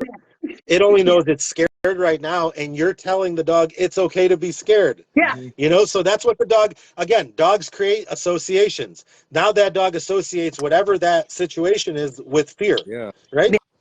Doesn't matter how you fucking feel about it now. You've already created fear. Yeah. Yeah. You're going to be Also, this is what happens when there's lack of proper leadership and improper balance. You know, with the balance is not proper with the recipe, the formula that's required for a well-balanced dog. I've done this since 2009. You know, there is a formula, there's a science to this, there's an exact way to do this. This isn't I didn't make it up, you know. I've definitely formulated it to my own methods, but I didn't make it up. And like I said, there's a science to this, just like there's a fucking science to mathematics, anatomy, physiology, and everything else. There's a science to dog psychology and the way the dog's brain works, right? And if you can do that, if you can understand those fundamentals, then you can in turn know how to, like I said, how to correct. And when to correct, and when to not correct, and when to reward, and all those things come into play a lot easier once you start seeing it actually happen after understanding why those things happen to begin with. You know. Also going back to where you were talking about, like the sense on the nose. People don't realize, like, your emotions is controlled by chemicals in your body. Mm-hmm. The dog senses the chemicals. When we say everything goes down through the lead, that's your pores. That's your pores screaming like, "Hey, I'm nervous." Yes. So if the lead even more so, but it doesn't even need to go through the lead. See, your brain chemistry is so sensitive. You humans don't realize this, unless you've actually studied anatomy or chemistry or anything. You know, your brain chemistry is so sensitive, and the dog's is about 100,000 times more sensitive than yours. Yeah. As soon as you have a change. If you're walking your dog, right? Say you're walking your dog and you're fine, right? As soon as you do this, what happens? What change in your body just happened? Mentally, nothing could have even happened, right? But physically, you created tension in your body by turning your neck. Something so simple. You have no emotion. We're not talking, this goes way deep, right? We're not talking about emotional connection to the exercise or the energy or anything, but just turning your neck simply creates a stress in your body. It creates tendons to tighten, and it creates tension, right? That's what. And typically, you hold your breath when you do it. Like you actually hold. So the dog's brain chemistry is so strong that it will. You might even see this. You'll see this a lot. Try this, you'll see it, and maybe you've even done it. A lot of people have done it. When I say that, they're like, "Oh, fucking shit, I've done it," right? So this is what happens. You'll be sitting there, your dog will be sitting there. You'll be watching TV, and your dog's just spacing out. You look over at your dog, and your dog's like, looks right at you. Looks right at you. How many times has that happened to you? Has that ever happened to you? And you'll look away, and the dog will calm down. And you look back, and the dog's like, "Huh? Did you want something?" You know, I hope you. it happens. It happens all the time. You Yeah. can test this. Not in Oh, every yeah. dog, obviously. Not every time, obviously, but it Some dogs happens. Yeah. more than And it's others. just simply proof of how it's a very simple proof. And there's not a lot of proof of it, but it's a very simple proof that I believe that brain chemistry is everything, you know? And as soon as you change, you can lie. You could fucking lie all you want, but you can't fake energy. Yeah. You can lie to me as a client. I've had people straight lie to me, and it's like, maybe I knew they were lying sometimes, and then there's other times where I don't know they're lying. And this guy right here, he's spinning in the chair. He does that. This guy will tell me. Yeah. He'll Yeah. literally tell me that something's not right. The way He's he like, looks at me, I just understand it. Yeah. You know, he'll read the situation, and then he'll look up at me like, "Fuck no, man," you know. And I'm like, and I know, you know, I just know from the experience with him. Oh, yeah. So you can't lie to a dog. You can lie to me. You can lie to yourself. You Man. can say And what, you're doing this shit and pretend like you're doing great and all this shit, but you can't lie to the dog. Yeah. and, Ever. and adrenaline has a smell that actually comes out when you talk. And, yeah, and absolutely. dogs sense Yeah. that. Smart. Hormones, pheromones, scent, anything. I mean, the dogs can sense anything to the highest degree, more than you can imagine. Oh, yeah. Oh, Way yeah. more than you can imagine. You know. I believe it. Yeah. Does anybody have any other questions? Man, I love this. Anybody? This is a whole different angle to take this, and psychology about. We've never ventured down. No. Appreciate you Of course, yeah. Most people don't. when you're breaking. Most people don't venture down the psychology side of things ever. It's just it becomes too much for a lot of people. It's one of those things that someone that seems really interesting because of the way it's spoken about and Yeah. stuff, and then people will start on that path, and then eventually it becomes very meticulous and just more than most people would want to endure. You know, I fortunately, until the age of learning psychology, got in so much trouble and did so much stuff and had so much disagreement and rebellion with everything in school and society and everything, that psychology was almost like exciting for me to learn because I didn't want to get in trouble anymore. I didn't want to go to jail. I didn't want to right before I had all those dogs and was homeless, I went to jail, you know. And so that was almost a blessing getting out, you know. Yeah. And Yeah. and yeah, you know, I mean, that was almost 20 years ago. It was like fucking 17 years ago or something like that. And since then, just, it's taken so long, and I don't feel like, I'm not one of those people that thinks I know it all. I think there's so much there's no room for, like I said, this is a science, right? There's no room for the arbitrary in the realm of science, especially in the realm of cognition, you know? And people that take that too seriously, like I said, they can't handle it because it's just too much. They don't want, most people will call me and they don't want to know anything. They just want their dog fixed. Fix my broken dog. And then I have to refer them to somebody else. And even going further, talking about like show training or bullies and stuff, I don't take on clients like that. No offense to anybody. I take on some bullies for behavior training, but Yeah. for obedience training, I'll recommend somebody else local that I work with that does the same for me. Yeah. For show training, I recommend Joel Vargas. He's been my buddy for a lot of years. And that's if he has room. He only takes one or two clients at a time. I will occasionally take one if it's local and I have the time to work with it or something like that, or I want to work with it or show it, you know, that would be different. But, you know, again, obviously, as you could tell from this conversation for the past while, my main focus is dog behavior and helping dogs with behavior problems, you know? Oh, absolutely. I know that Michael had mentioned, this might be a conversation you guys have together, about a dog that has like a super stubborn personality is if there's a way to better focus them so that way you can work with them. Like obviously you like I know earlier you were saying obviously wearing them down. Yeah. Like exhausting them physically and kind of not emotionally, but you know what I'm saying. Yeah. No, emotionally, you're absolutely right. There will be no emotion once you're exhausted psychologically. I'll give you a good example of that, Amanda. So one you got a person that does construction. You got a person, he slams lumber all day long, right? He goes to work, works 12 hours, slams lumber. Let's agree that person is very tired at the end of the day, right? Yeah. And then let's say you got a person that's a master programmer, computer, or webmaster, computer, IT, something, doesn't matter. But somebody that goes and sits on a computer all day and works and uses their brain all day, would you agree that person is maybe tired as well at the end of the day? Oh, absolutely, sure. Yeah, very tired. If not, maybe even more tired. Because I'll explain something, and you can look at this with your dogs and try this. This is a fun trick. You can let your dog run around in the yard for an hour chasing a ball, or however long. Again, tolerance comes into play, but however long your dog can endure. And once that dog comes in, gets a drink of water, lays on the cold floor for 20, 30 minutes, that dog is probably ready to go again, right? Yeah.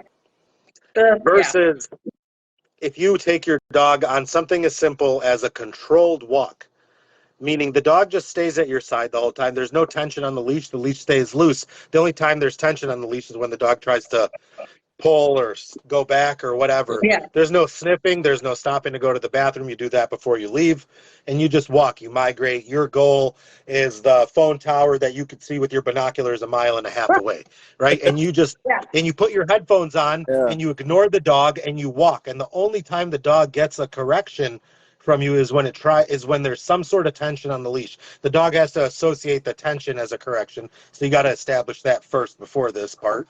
Yeah. But that dog is now not just physically being worked by walking 1.5 miles. Right. It's also psychologically being worked because its brain is talking. And let's talk like I talk. Oh shit! If I move forward, I'm going to get that, and I don't want that. It's much better when I don't get that because the dog finds what's called the sweet spot, or I call it the sweet spot anyways. Maybe I could be referred to as many things. But that sweet spot for the dog is when there's no pulling, when there's no tension on the leash whatsoever. You can't just ignore behavior. The dog can't pull and you just go with it. And you can't just look like you're holding an invisible metal detector walking forward. You know what I mean? You can't, there's no zigzagging, there's no stopping to pee, there's no this and that and the other. It's just very focused, and the whole point of it is to drain energy, physical and psychological. That dog, I'll tell you what, most people after I do a session with them call me and they're like, dude, after you left, our dog slept the rest of the day. Like 6 hours, and we didn't even do anything. All you did was sit in my living room with the dog on your leash. Like, that's all we did. Yeah. We'll sit there with the dog on the leash. The dog gets so worked from being restricted. The brain function is restricted, and it's so used to going 100 miles per hour here, there, and everywhere, Just something as simple as that is a mental exercise for the dog. That dog is more tired than the dog that just ran around outside chasing a ball or a stick for an hour and a half. You know what I mean? Absolutely. So there's a great example of physical and psychological, Oh, absolutely. Yeah, there's, and the thing is like, especially when you have a dog that, like, the moment they get on that leash, all they want to do is sniff everything. Yeah. And what I find very interesting, and Adonis is my perfect example for this particular issue, is I could take him to Lowe's. Sniffing things, not his priority. It's that, at that point, he knows what we're doing when we go there. Now, if I try to take him on a walk in the neighborhood, it's a neighborhood that's his. He knows the smells. He knows the sounds. Like, it doesn't, to me, I don't feel like there should be anything new for him. But every time we go out for a walk in the neighborhood, he tries to pull right off the bat. Like he's ready Yeah. to sniff everything. He's ready to run down that road. And I have Yeah. to rein him back in and make sure that he's controlled and make sure that he knows that the only way we're actually going to go for this walk is if he's right here. And it takes a second. And never, like, that is something that he has never fully corrected. Like he never, like he still always really wants to pull right off. Try playing with him a little bit before you do your walk. Try draining the energy first and then working on it. Yeah. You know, try throwing a ball around in the yard or something, or a flirt pole or something with him to make him just tired in some sort of way. Okay. And then start with the correction and a firm correction. And then ignore him. You might even, I don't know what you use to walk him, but a lot of people start there with the wrong way right away. Some people use a flat buckle collar that hangs down here, or a choke collar, or a flat buckle collar, or a vest or something. You know what I mean? Instead of just simply using a slip lead that goes just like a show collar would, right around the neck, right behind the jawline, right behind the ears, you know? And make your corrections firm and almost ignore the dog. Only correct when there's tension on the leash. You might even tie him to your belt loop and just put some headphones on and just walk. The more you focus, remember, we were just talking about brain chemistry and tension, remember? Looking down at the dog. Right. And same in your hand, it could feel the tension. But the more, like if you're not holding the dog and you could tie him or tether him to you somehow, right away your tension releases by like 80%. And then you could just put your shoulders back, chin high, and just focus on your walk and just enjoy it. And go try this somewhere where the dog is not familiar with the area. It doesn't have to be your neighborhood. You can go try it in the woods or trails or somewhere first, you know, and the dog is more likely to listen to you there. Yeah. And then, you're creating that bond and that association that you're leading the way almost no matter where you are. Do it in different places and then do it in the neighborhood. You know what I mean? Yeah, because and it's one of those things where so before I take him for walks in the neighborhood, I'll do some work with him in the backyard and everything, kind of get him a little worn out. Take him to your backyard to go to the bathroom. Yeah. Go to the bathroom there, work him a little bit there, get him a little tired, and then go on your walk. Throw a vest on him. You know, sometimes people will throw a weighted vest or an X-Dog vest on their dog. And even before X-Dog vest, I have vests I used, you know, and I have plenty of X-Dog vests, but I have vests I used that have like zipper pockets on them, and I would just put like weights in there of some sort, you know, and I knew nothing about how much weight you can and can't put for your dogs. Man, I'd fucking load those things up like camels with fucking water bottles. And we would go on 2, 3, 4, 5, 6 mile hikes in the 100-degree weather. And we'd stop every half mile to a mile when I could see one of the dogs was like really like, fuck this. We'd stop and we'd rest in the grass, and I'd take one bottle out of each side, and we'd have some water in a pop-up bowl, and the load would lighten as we walk. And by the end of the walk, you know, or even the dogs I trust, I walk off leash. I don't hold them on the leash. I want them to understand that we just walk. We walk as a pack. You know what I mean? Yeah. So even in those situations, some of them that I didn't trust, I never let off leash. But the ones I could, I would drop them. And then some would fall in line, maybe a mile or so into a hike. And then I could drop the leash and they would walk with the pack. You know, no problem. Yeah. The dogs will teach each other a lot faster than you could ever teach them. That's one thing I've learned. Yes. Oh, you know my what God. I mean? I could sit here with your dog and try to figure out what the hell's going on. And I could read the behavior pretty well and read the body language and everything pretty well, you know. But you know, I could put that dog with a pack of dogs, whether it be 3, 4, or 10, or 12, and those dogs will teach it way faster than I could teach it anything. You know, the dog that we were talking about before that I brought into the yard that would snap at other dogs. Yeah. It was just very insecure. That dog didn't snap at my dogs. When I brought it in the yard, and all 6 dogs ran at it right away, and that dog didn't snap. If that dog was aggressive, it would attack, wouldn't it? If it was aggressive. Let's be logical. If an aggressive dog would attack. That dog cowered down. Yeah. And it rolled over. Woo! You know, right away, and started pissing itself. Yeah. You know? Hey. That dog was fearful. The first thing it tells me a dog can tell me its behavior within 5 seconds of meeting it, you know? And that dog was simply fearful and insecure. Yeah. So instead of saying my dog is aggressive, you could say my dog is fearful and insecure, and we would address those issues. and maybe you'd look at it from a different point of view. Maybe you wouldn't be so tense every time you're in a situation with your dog, and maybe you'd feel more confident to lead instead of saying, fuck, I don't know how to handle this because my dog wants to bite other dogs. You know what I mean? So, Hey, Yeah. the proper assessment is necessary. A lot of people want to jump over the consultation and the evaluation part and just jump into training. A lot of times they're like, man, I don't want to do all that. I just want you to take my dog, you know? You have to. Yes. You have to. it's A lot of my funny. training is very verbal, and there has to be the understanding of that before we start even. Yeah. That we're just going to be spending a lot of time talking just for you to be able to understand this stuff. It's the most important thing. I could take your dog and your dog could be fine in an hour. Something that's been fucking bothering you I'm for 4 years. Yeah. Something that's been bothering you for 4 years couldn't be over here in 5 minutes. Yeah.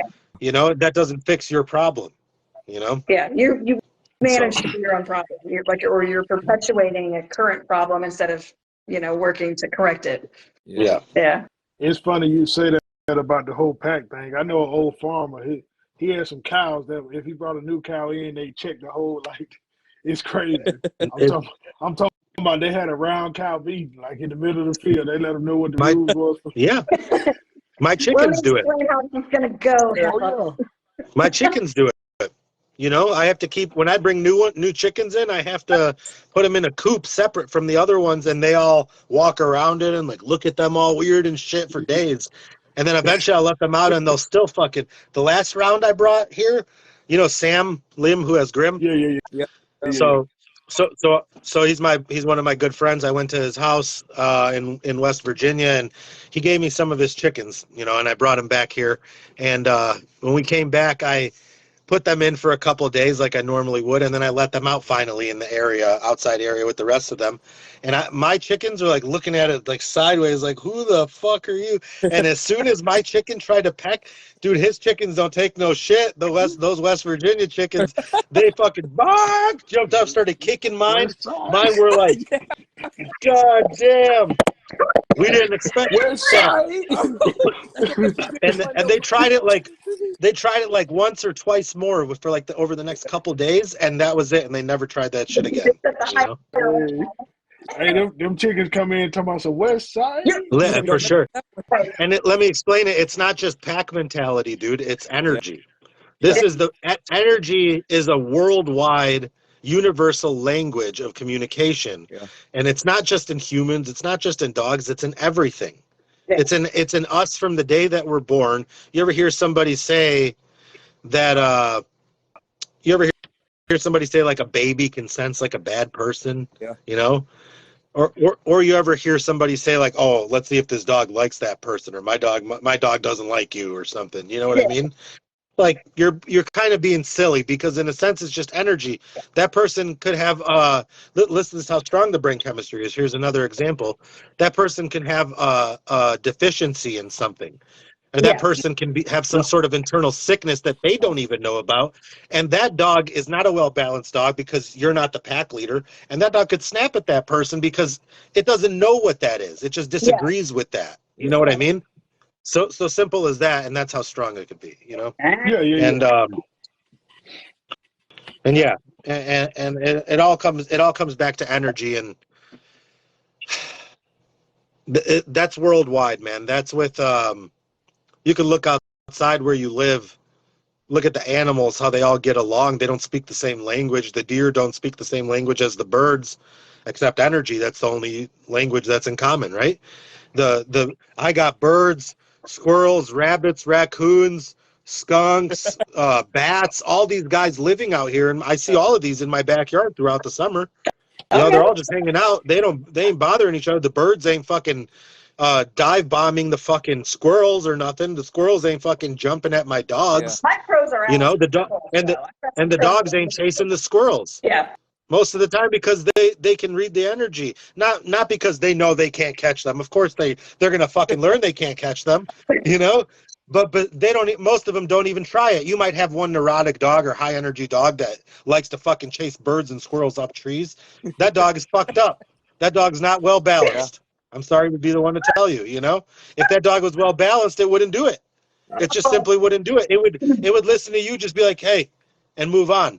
Not Yeah. not fucking freak out when you start correcting it and wants to go more, like you're hyping it up. Yeah. You know? Yeah. Yeah. Well, I mean, when the dogs go outside in the backyard, they're not on leashes. So obviously they see a squirrel in the backyard, they're chasing it. But like when we're on our walks, like it is tight, like leash as soon as like they try to pull, if they even look at it. I'm like, no, Yeah. not today, Yeah, motherfucker. that I tension. ain't getting dragged. That tension is so important. Let me tell you this. That tension can either become meaningless, where they'll pull nonstop forever and it means nothing to them, or that tension can be used as a correction, and it could be very lightly, where the dog understands the correction. I always implement a physical and verbal correction at the same time. Yeah. So let's say the word is hey, and I go to correct. I'll yank on the leash and I'll say hey at the same time. And I'll correct at the intensity level that I see the energy at the dog. Yeah. The dog is at a level 1 to 10, and if he's just like a little tense with a little maybe deep unsure growl at like a level 5, you know, I'll be like, hey, and it'll snap the dog out of it, right? And that's the level I'll correct at, you know, based on the energy level. So, but the tension can become very unnecessary once the dog and you build that connection in that way. That's why I do the verbal and the physical at the same time, because eventually the physical becomes unnecessary. Your dog could be doing something. You've experienced this, I'm sure. Your dog could be doing something, and all you have to do is be like, hey, and the dog stops. Yeah. You know what I mean? Yeah. So it's because it understands the correction. You know, essentially, it doesn't need it, but at first, to build the relationship between the two, the association, it needs it. Yeah. Huh. I like Hey, that. hey, Michael had a question, and I mean, he was saying, what do you do when you have a dog that's well trained, but when it gets around other dogs, it acts like it all starts over again. It acts like what? Like, It acts like it's not a well trained dog. I mean, Acts out in front of others. yeah. That's literally dog. Like it's almost dog reactive. Like every ounce of training, like normally on any normal basis, the dog is very well, Sure. balanced, and then the moment they're around another dog, it's all gone. Sure. So essentially, there's lack of leadership. It's not a well-balanced dog. As much as you believe that it's well-trained, it doesn't mean it's well-balanced. Let's remember that dog psychology and dog training are two different things, you know? Yeah. And the dog is not properly balanced, or it would not act in such way, you know? And then to answer, this is just, I'm joking, but to answer Christina about adding the chickens at night while they're sleeping, and you'll never have an issue or a fight, that is not true. That shit did not work with mine. I added chickens at night, and they were white chickens, and I opened it up to them having little bloody poke spots all over them the my next morning. God. I felt so bad for them. So that shit did not work for me. Chickens was went it in there. white on white? Was it white on white crime or black on black? No, Black on white? it was brown. It was brown on white crime, bro. It was these brown chickens that I got from Tractor Supply. They were fucking the white ones up. Them red stars. That's I didn't know the they had mixed up one. birds like that. Actually, it was just one white one, so it was the minority, you know. And and I brought it back. It was one that was here before, and one of my dogs got that thing.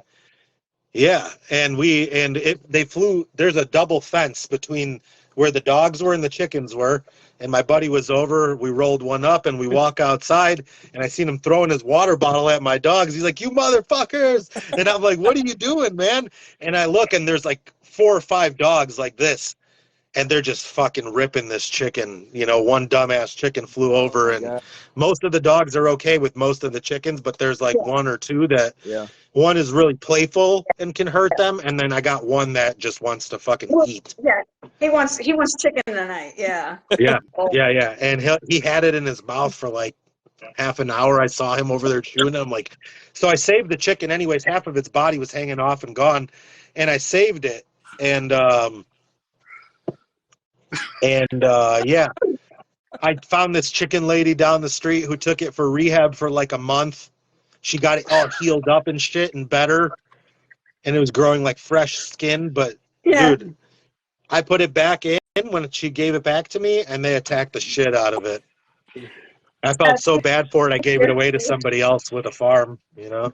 I was about to say, at that Oh. point, you gotta send him to a retirement home. He's all, he's got Yeah. PTSD, got jumped twice. Poor thing. Yeah. Oh my God. Yeah, he got attacked by a dog, and then he got attacked by the chickens when I put him back. So that did not work for me. Unfortunately, they made it sound so easy. I believed it. I was like, this is going to be easy. I'll just put it back at night. I snuck over there, all quiet. Yeah. I opened it up. I opened the side door on the coop up, and I put him right up on the roosting bar, or her, I should say, right up on the roosting bar, right next to the other chickens. Dude, as soon as there was sunlight in the morning, they probably beat the shit out of it. They're like gone by the ramp. You know? They was on the roof one time, and my friends that actually own chickens are like, don't do it. They was on the roof looking at each other like, hey, he just put it in there. Now we gonna square up in the morning. Now we gotta go for it. Yeah, no, I was just the one that I introduced. Yeah, a bunch of dumbasses, man. I got a fox also attacked my chickens like last spring, and the fox got attacked by chickens. No, the fox attacked my chickens. Okay. Sorry, the way you worded it, I got a little confused. I was like, how the hell did that happen? That's the fox attacked them.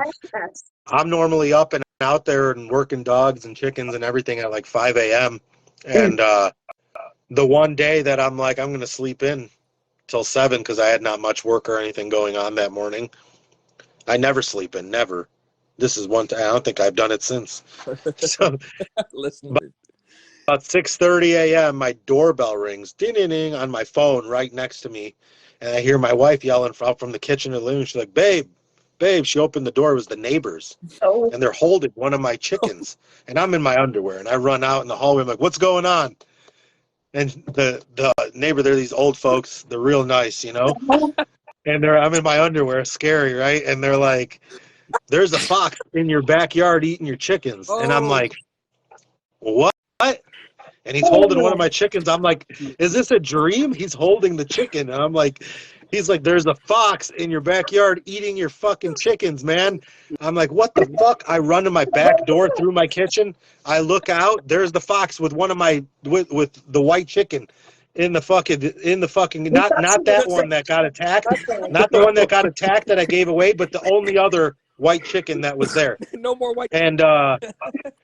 And the fox is just eating it in my garden. And I'm like, you piece of shit. And I run out there, and the thing hops the fence, and it's just staring at me. So I let out I think I let out 8 dogs, whoever was loose throughout the house. I'm like, come on, everybody. You know, we ran out. I let everybody out. And it fucking, they ran outside. These bullies are worthless, dude. They're worthless. They stood there, stared at it, didn't chase it, didn't do shit. The fox was in the yard next to mine, and it was hopping the next yard, running over this way, trying to figure out a way to get back over. It was not scared of my dogs. It was not. The energy was not intimidating enough on the dog's end, you know?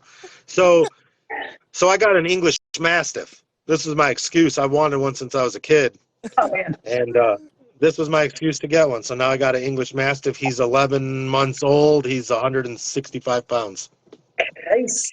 Hey, them dogs been watching door. They would wait for you to say swipe or no swipe. That dog, since the day I got him, I didn't teach him. He walks outside. He walks the perimeter of the property. He walks over by the chicken area. And then he goes and lays down in the fucking mud every day. You know? The mud, yes. He's the dirtiest fucking dog I got, but he's do that too. He's probably one of my favorite dogs that I've ever had. Ugh, worse. Yeah, I've been wanting to get an English. Yeah. This one is awesome. It's like some ancient lines this lady breeds. They're like older. They're not very popular anymore.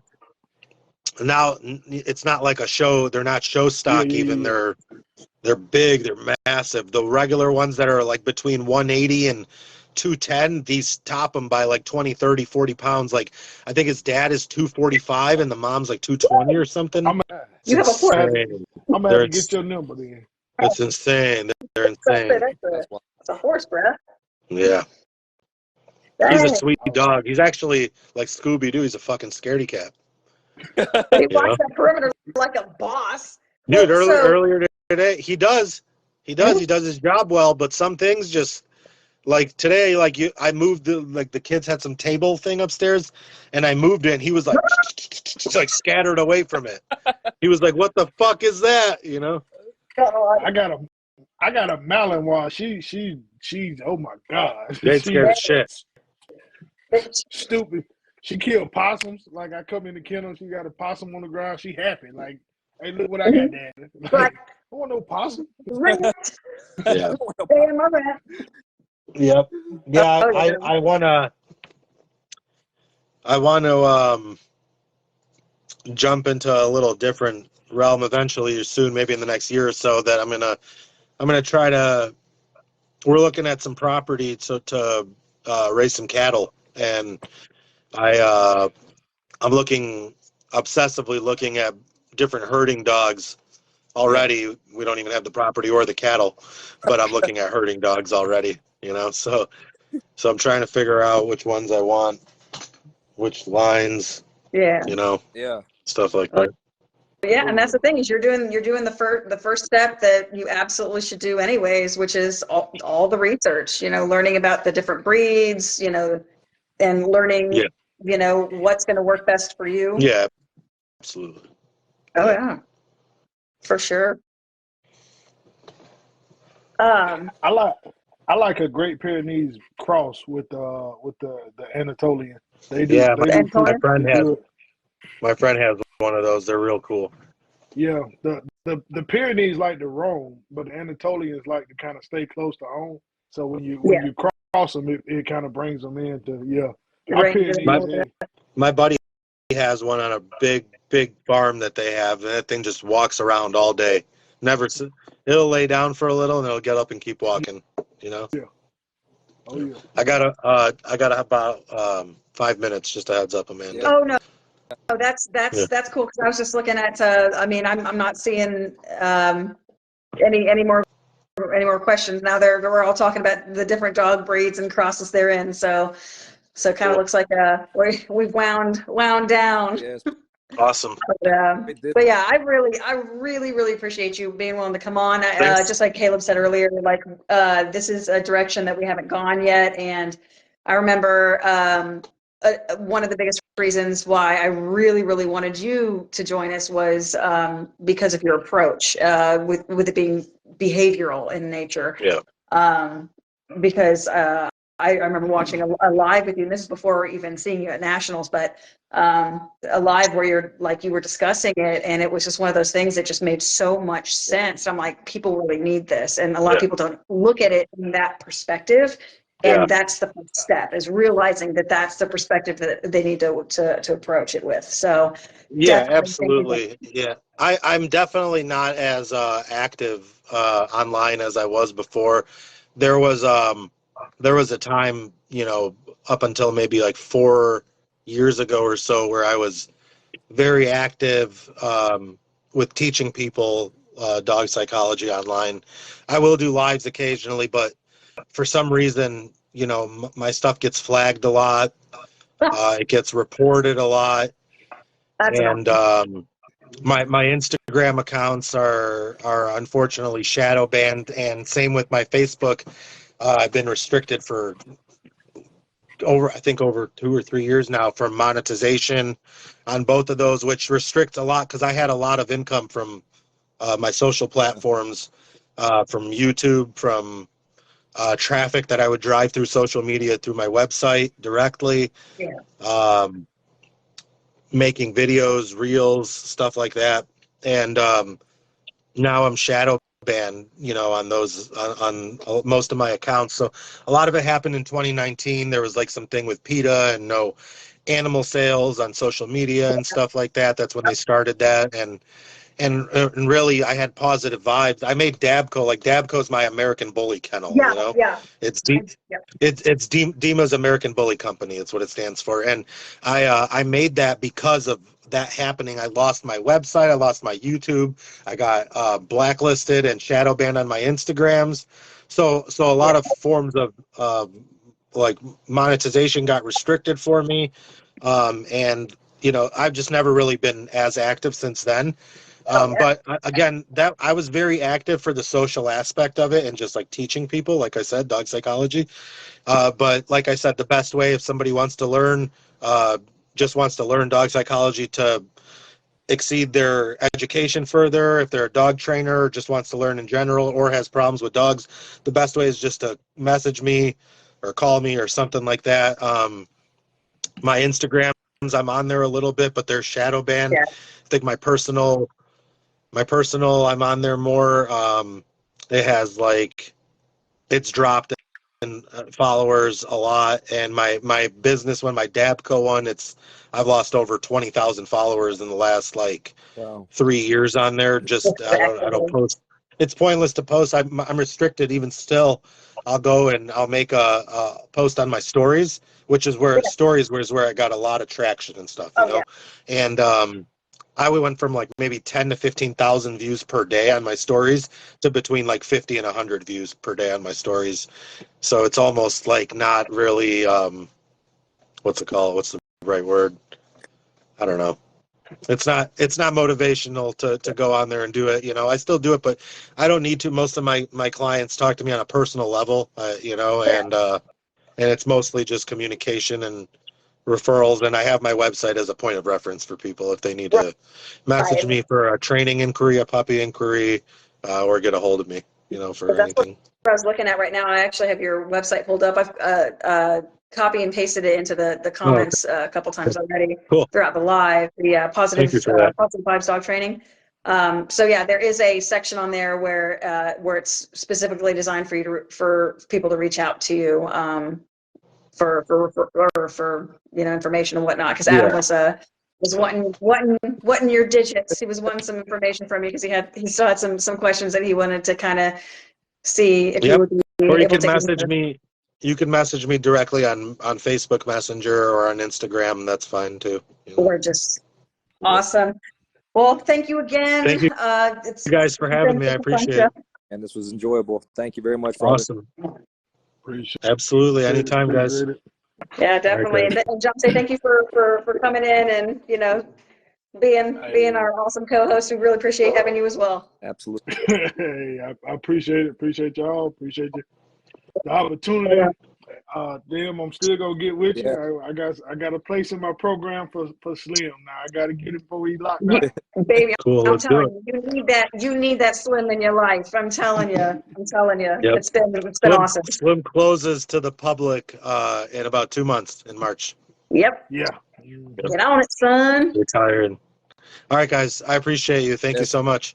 Absolutely. Right. Thank you again. Have a good night. All right. right. Bye.